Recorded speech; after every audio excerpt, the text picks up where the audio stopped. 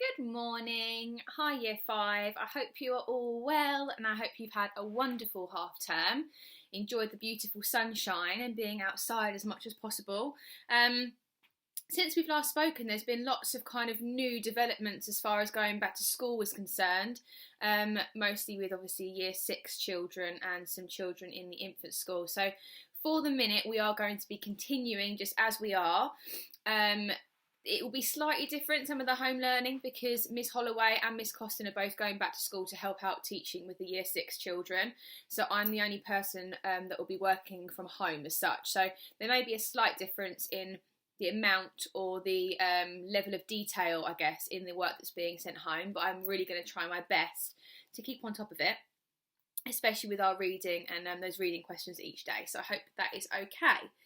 Now, we left the last chapter was chapter 10, and where were we? Nellie was involved. Nellie had put Edward into the garbage can and out to the truck. So I think we're going to have a bit more of an insight into what is happening or has happened to Edward now that Nellie has come on the scene. And kind of overruled Lolly, which was her mum. Okay, so chapter 11. Got a picture that looks like that. Oh dear, looks like it's in like a rubbish pile somewhere. Edward ended up at the dump. He lay on top of the orange peels, coffee grounds, rancid bacon and rubber tyres. The first night he was at the top of the garbage heap, and so he was able to look up at the stars and find comfort in their light. In the morning, a short man came climbing through the trash and rubble. He stopped when he was standing on top of the highest pile. He put his hands under his armpits and flapped his elbows. The man crowed loudly. He shouted, "Who am I? I'm Ernest. Ernest, who is king of the world." "How can I be king of the world?" "Because I'm king of the garbages, and garbages is what the world is made of. Ha ha! Therefore I am Ernest, who is the king of the world," he crowed again. Edward was inclined to agree with Ernest's assessment of the world being made of garbage, especially after his second day at the dump, when a load of trash was deposited directly on top of him. He lay there, buried alive. He could not see the sky. He could not see the stars. He could see nothing.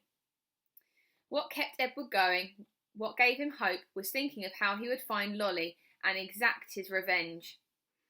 He would pick her up by the ears. He would bury her under a mountain of trash.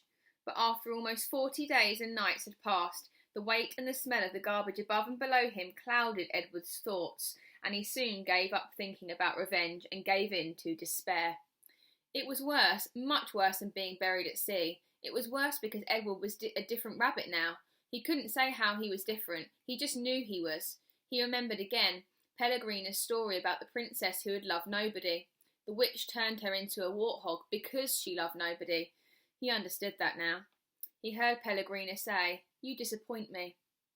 "Why?" he asked her. "Why do I disappoint you?" But he knew the answer to that question too. It was because he had not loved Abilene enough. And now she was gone from him, and he would never be able to make it right. And Nellie and Lawrence were gone too. He missed them terribly. He wanted to be with them. The rabbit wondered if that was love. The day after passed, and Edward was aware of the time passing only because every morning he could hear Ernest performing his dawn ritual, cackling and crowing about being the king of the world. On his 180th day at the dump, salvation arrived for Edward, and in a most unusual form. The garbage around him shifted, and the rabbit heard a sniffing and panting of a dog. Then came the frenzied sound of digging. The garbage shifted again, and suddenly, miraculously, the beautiful buttery light of late afternoon shone on Edward's face. Ooh, and that is the end of chapter 11. So I think I got a bit mixed up with the names at the beginning of that, didn't I? So Nellie is the daughter.